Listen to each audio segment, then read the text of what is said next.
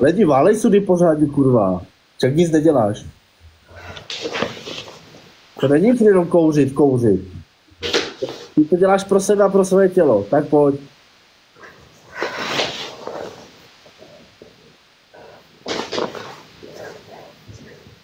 Není? Udělej lachtana? Počkej. Jo.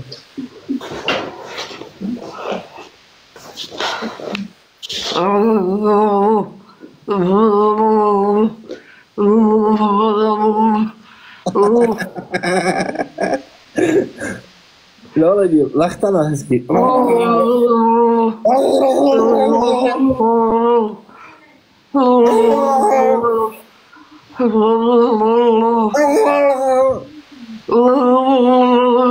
Dobrý, lidi.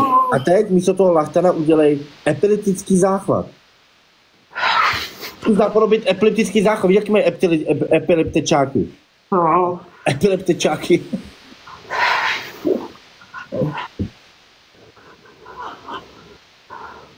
Tam jako fajčíš lení, nebo co?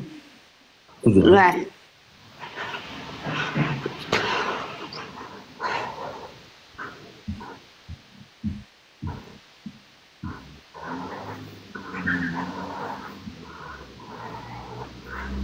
Není dobrý, OK.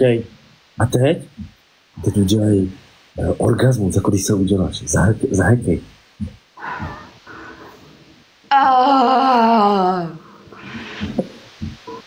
Ještě.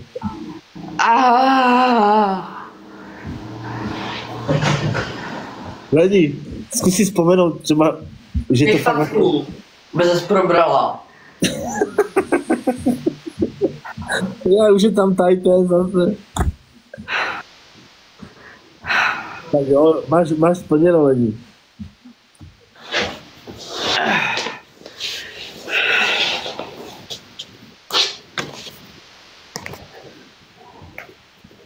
Synku, co blbneš, ty vole, tady dělá máma tady dělá peníze, co blbneš?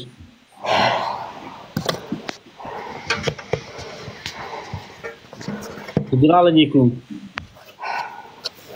Je v pokojku. Jo, neskontroloval lednici, co jsi snědla?